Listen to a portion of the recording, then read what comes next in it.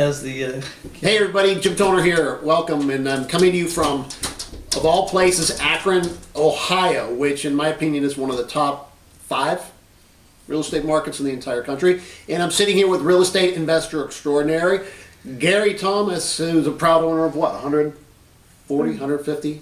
Something like that. So properties. So I wanted to give you folks a kind of a peek behind the curtain of a real estate investor. You saw my last email I sent out about John Wooden. I sent an email about John Wooden. I don't know if you remember what he used to do, but he would teach his players how to put a sock on. And they thought it was a ridiculous thing. Like, why, we're some of the best basketball players in the country. Why do we need to know how to put a sock on? And it was all about making sure things were done right in the basics. And when you get the basics done, everything follows. And with real estate investing, I think it's the same thing. A lot of people are looking for this, get rich quick, crazy stuff out there. And here you have something that's as basic as it gets, bread and butter, lower mid income housing. And it's been a huge hit for you. So I wanted to just talk to folks about your story and how you did this. So how did it all start for you? How'd you get into the biz? Started in law school. I met a gentleman that was a real estate investor, and read a book called Mark Harrelson, How to Wake Up the Financial Genius in You, and it made sense to me, and I've been doing it ever since. And you're up to over 100 properties now? Yes. So, okay, a couple of things I wanted to hit on, because I think a lot of people out there in general have a misconception of investment real estate and how it should be done and what they actually have to do. The areas that you focus on and the types of properties you focus on are the middle income properties. Correct. And a lot of these are $35,000, $40,000, $45,000 properties. Correct. And when someone is not from the Midwest, they hear a number like that and they automatically think, well, there's no way. It must be a piece of trash.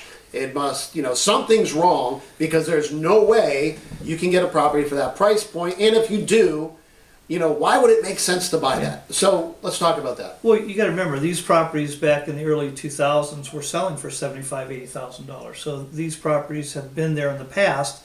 They just haven't recovered from the market turmoil. I buy a lot of my properties in my IRA and 401k, which is handled by Equity Trust. And I've had the pleasure of speaking with them at a couple of their investor conventions, and I tell the story. The good news is I'm getting these houses for, $20,000 to $25,000, and they need very little work. The bad news is I own the one next to it, and I owe $60,000 on it. Mm-hmm. So I just got to buy enough of the new ones to offset, the old ones, and it's the same house. It's the same areas. Right. Now, touch on the price points as far as why, in your opinion, these are good investments. Because I think the same way. People think they need to buy, $150,000, $200,000, $250,000 rental properties. I personally think it's a mistake. You're focusing in a price point that I think makes a lot of sense, and I want you to explain to folks why the math works. Well, the math works because if you're getting a property from the $35,000 to $45,000 range and it's rented between $600 to $700 a month, you can pay it off cash on cash in 4 to 5 years. So the idea of getting a 30-year mortgage just doesn't need to work in today's market, because you can pay them off much faster than that. And if you don't need the cash flow and you can pay it all down in principal, whether you're borrowing the money or taking out of your 401k or IRA, you're paying these houses off in 4 or 5 years, and you get a cash on cash return anywhere from 9 to 13%, depending on the rent and the insurance. And that doesn't even count the tax advantages no. that come along. We're just talking straight out cash on cash returns. Yeah, straight cash. That's not, you're not taxed. You can write off depreciation, of course, write off any taxes and insurance. If you buy them in your IRA, of course, you don't have that advantage. But by the same token, there's no tax in your IRA. If in your Roth, excuse me. So when people are looking at, in one of my big issues, and I know it's the same with you, as a matter of fact, we were out to dinner last night and we were saying so many things. I said, man, we should be taping this right now. There's so many gems coming out. But one of the things that really ticks me off is just the misinformation out there about making money in general, and how easy it is to do it, and it's really a get rich quick, and you can invest $5,000 today and it'll be worth $100,000 next week. Just all this nonsense out there. And, you're coming from a world of real world real estate investing. But when you break those numbers down, that's where the wealth is built. When you're talking about returns of 9, Sure. 10, 13% on a real asset, where are you going to go with that? You can't beat that, in my opinion.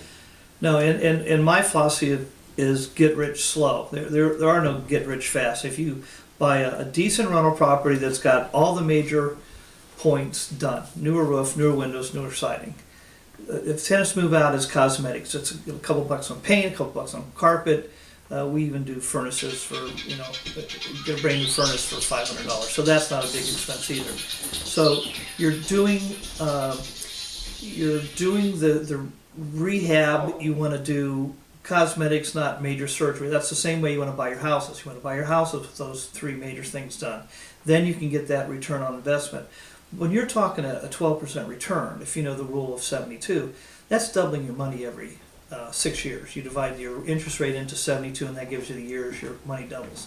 So if you figure 6 years, you buy a house at the 35 to 45 range, that will be worth 50. I mean, like I said, these houses were selling for 70 and 80 in the past. If you look at that doubling, you take 50. In 6 years, you have 100. In 6 more years, you have 200. In 6 more years, you have 400. And in the fourth 6 year, which is 18 years, is that right? Start double. You're at almost $1 million. And that's something anybody can do very easily, and that's only talking about 8 houses. Yeah, that's amazing. 8 houses. When I do my seminars, I tell them 12 houses. And people are shocked, like, wow, only 12? Well, you can actually break it down to 8 houses, because, Sure. appreciation was something that we weren't even talking about. Not only that, just look at the numbers. If you have, let's 10 for nice rounding purpose. If you had 10 houses, and they're averaging $600 to $650 a month, and you're netting $4,000 a month, that's $48,000, $50,000 a year on just 10 houses. How much money would you have to have in the bank to get $5,000 a month? $1 million, and you get 1%. That's 10,000. So you'd have to have 5 million to get 50,000 a year.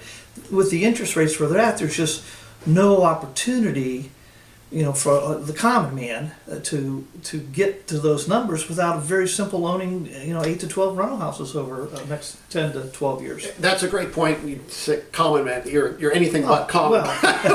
Well, but no.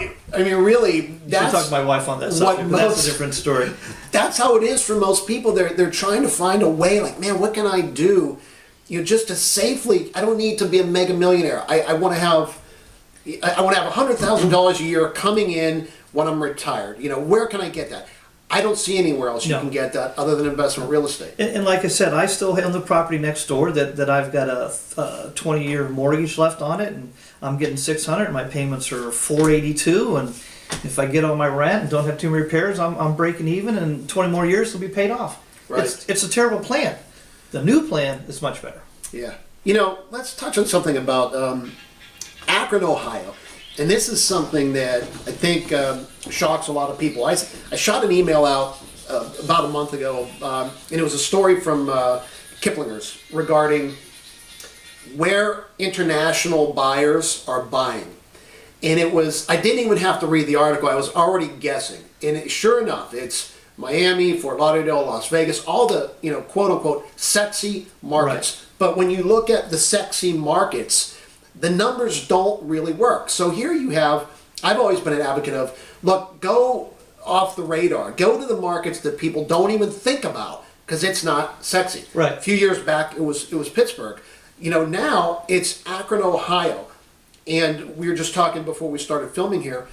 Akron, Ohio is kind of the perfect storm because not only do you have these ridiculous price points that you can get properties in, right.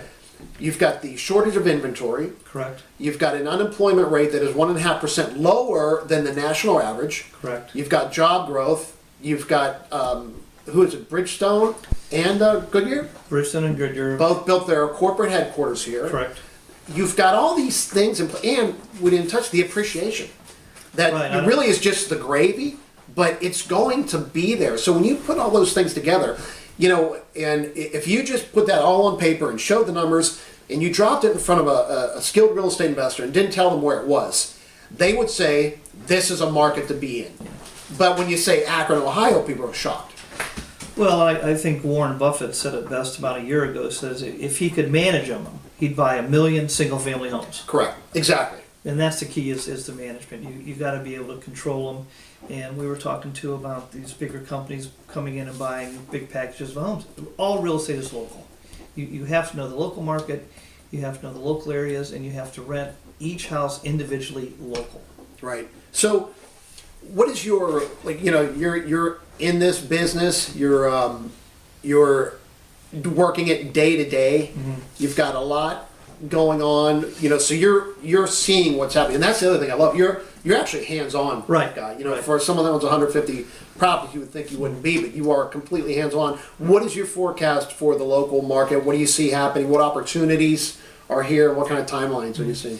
Well, the thing we're seeing in the local market is there's two markets. There's owner-occupied that are selling their house, and typically those are going in the $50,000 to $80,000 range. The same house that's next door, that's REO, bank-owned, is going for 20 to 30 because they want cash now.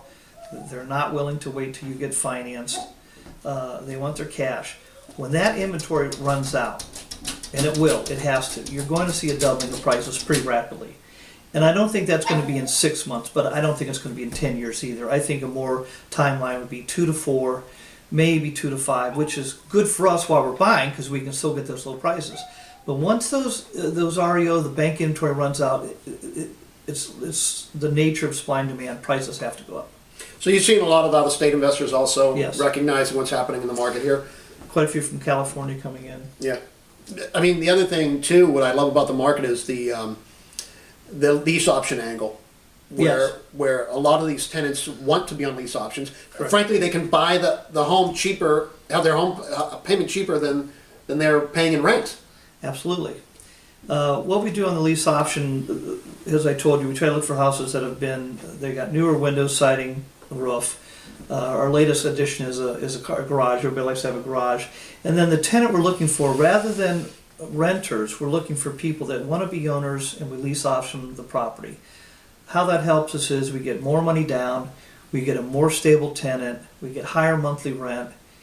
They get a fixed price, typically that reflects the market doubling in the next 2 to 4 years. If we have a house that we sell for 30 to 35 for an investor, 40,000, typically their lease option price is going to be in the 60 to 80 range. So we're building in that inflation, with the tenant. So we're going to get that price even though we lease option it. And the best thing can happen is the tenant stay there 4 years, and then Yeah, exactly. And then we've got some programs too. We work with local mortgage brokers where if they do have some credit issues, the 4 years gives us time to fix their credit. And in 4 years, typically you're paid off on the house. 4 to 5 years, you're out of it cash. Unbelievable. So what, being in the business as long as you've been, seeing all the things you've seen, what advice would you give to not just beginning investors out there, but experienced investors and maybe people that have never, look, there's a lot of people watching this who may never even dip their toe in the water. Right. They may say, I'm thinking about investing in real estate, Right. but I'm afraid I don't know what to do. I'm thinking about investing out of state, but I'm afraid I don't know what to do. I'm thinking about these low price point properties, but I'm afraid I don't know if it's worth it. What advice would you have? Because again, these gurus out there would Yeah. flip me out because they don't do the business. Yeah. Here you've got 150 some properties, you do the business. So what, if you're talking to somebody, look, here's the best advice I can give you. Come to Akron. Jim's been here a couple times. 3 or 4 of his investors have come in, physically looked at the properties. They've been very happy. Even though these prices are, once again, because they're REOs, that's why we're getting the lower price. The same house next door, the owner occupied is trying to get $59,900 for it in today's market. So you do have that stability in the future outlet. Plus, these are good blue-collar areas. These are owner-occupied areas. There's pride of ownership in the houses. And there's pride of ownership when we lease option these houses to the people. And we had some Jim's clients come in. We sold them his house, and the first person we put in there, the ink's not even dry in the contract, and they put $3,000 down. They're out there landscaping. I just love that. That just makes my heart feel good because they've taken pride of ownership in that property. Now, one last thing before we let you go here. I know you're busy. What about folks who aren't necessarily sold on investment real estate? And they think, well, it sounds kind of good, but you know, I'm a stock market guy, you know, my IRA is doing pretty well. Yeah. What, You know, if you can get a better return on investment, do it. I just don't know where, with our kind of money, and I mean $40,000, we can get a house, get a return from a 9 to 13%. I just don't know any other place you can get that return.